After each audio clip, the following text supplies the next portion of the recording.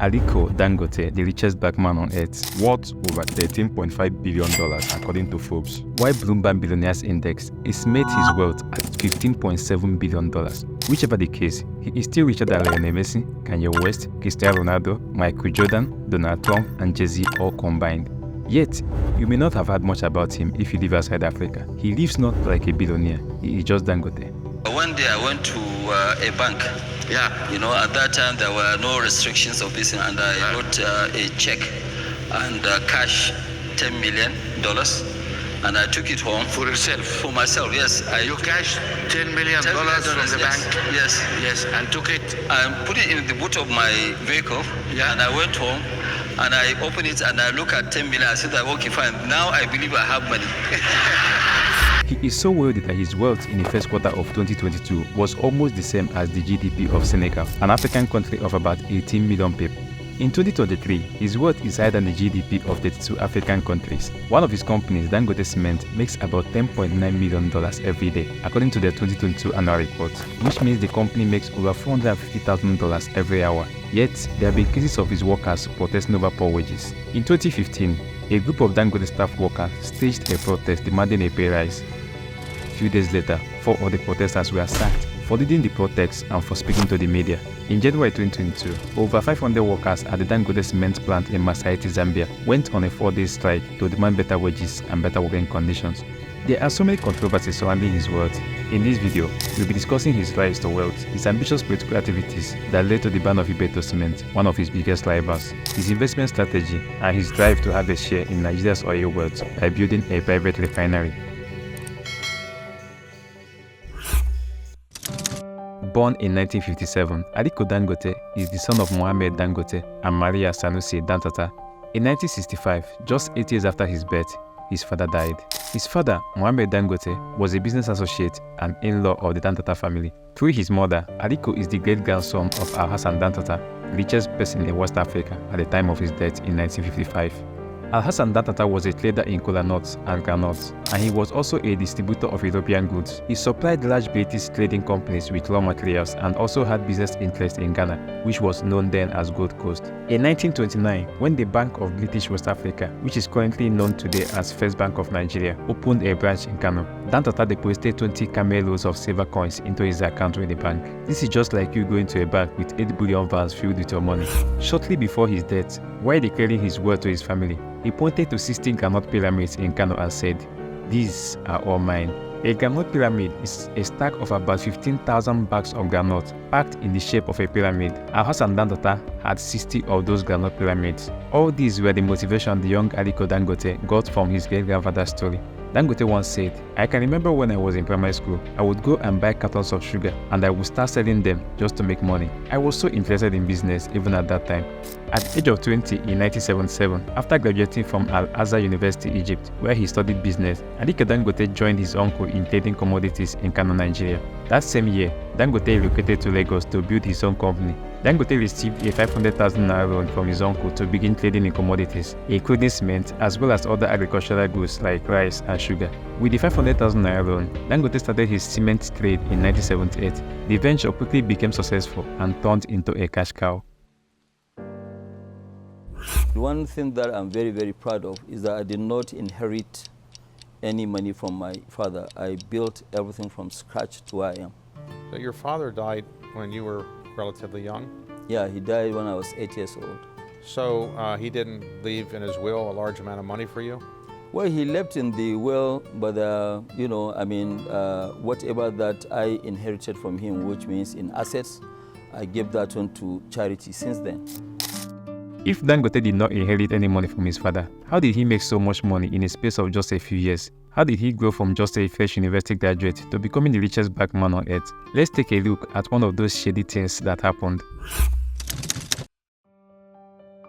Apart from cement business and other businesses, Dangote also has some political deals that helped in giving him some business advantage. In 2003, during the re-election bid of President Olusegun Obasanjo, Dangote played a prominent role in the financing of the campaign. He gave over $4.5 million which includes $2 million in support for the re-election bid, a $500,000 contribution to the National Mosque under the name of Friends of Obasanjo and Atiku, and another $2 million contribution to the Presidential Library. These contributions were later turned into investments.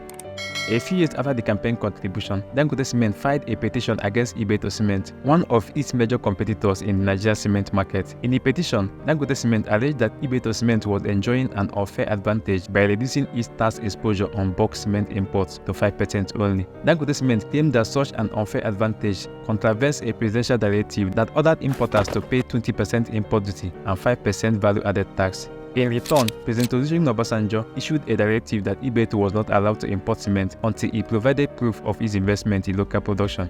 In December 2005, the president shut down Ibeto Cement plant for allegedly claiming investment tax breaks on pretext. This gave Dangote Cement more control over Nigeria's cement market and could be seen as a payback favor from the president to Dangote for the election support. But a few years later, in 2007, when late President Umar Musa Yar'Adua succeeded the Obasanjo administration, following the 2007 Nigeria general election, Ibeto Cement applied for import allocation, claiming to have met the stipulated conditions the Obasanjo administration earlier demanded. The company was then granted an allocation of 1.5 metric tons of cement per annum at 5% import duty and tax-free under the backward integration policy. On account of this, Dangote Cement petitioned President Yar'Adua, alleging an unfair advantage. The president then directed all cement importers to operate under the same concessions, stating that Dangote's petition against Ibeto was anti-competitive, meaning that Dangote wanted a monopoly in cement. However, to reduce the economic and political risk within Nigeria, and to stay a bit away from the struggle with Ibeto Cement, Dangote Cement began looking for opportunities to expand beyond Nigeria. The company's strategy then focused on continental expansion with the building and acquisition of cement plants in other African countries. The group now owns and operates over 18 subsidiaries, operating in 10 African countries. Today, the Dangote Group is one of the largest conglomerates in Africa. Dangote Group has moved from being a trading company to becoming the largest industrial group in Nigeria.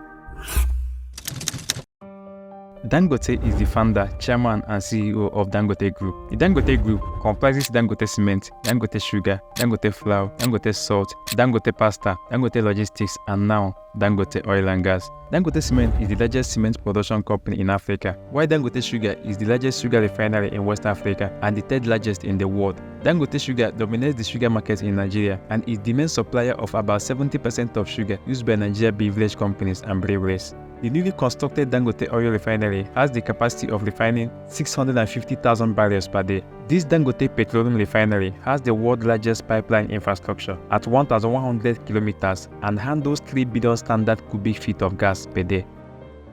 As many suggest, this is a drive by Dangote to control oil production in Nigeria, just like he does in cement and sugar. But the good thing is that at full functionality, the refinery is expected to reduce the oil pump price in Nigeria by making gasoline and other products readily available, and it will also generate more revenue for the country.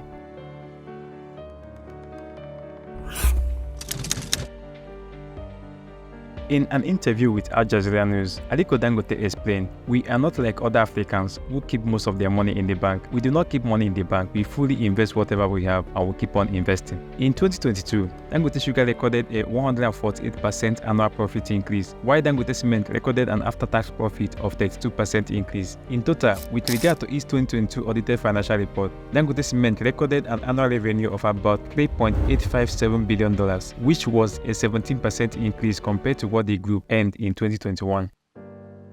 Currently, Dangote Cement makes annual revenue of about $4 billion. It is expected that Dangote Group's annual revenue will reach $30 billion in 2 years, which will be boosted by earnings from a new oil refinery and petrochemical plant. Today, we have a company that has revenues of $4 billion. In the next 2 years, we will have a company that will have a revenue of about $30 billion.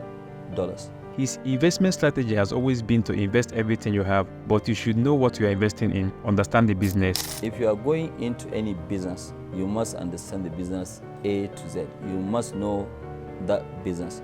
He has an eye for investing in good business opportunities, and most of his investment has proved profitable. So, from a 500,000 naira loan to becoming the richest man in Africa and the richest black man on earth, worth about $12 billion, even though many suggest his wealth came as a result of the political backup he has enjoyed and keeps enjoying. But the bottom line is that Dangote has created an empire of wealth through investment. Whatever you think about him, just give him the credit he deserves. Thanks for watching.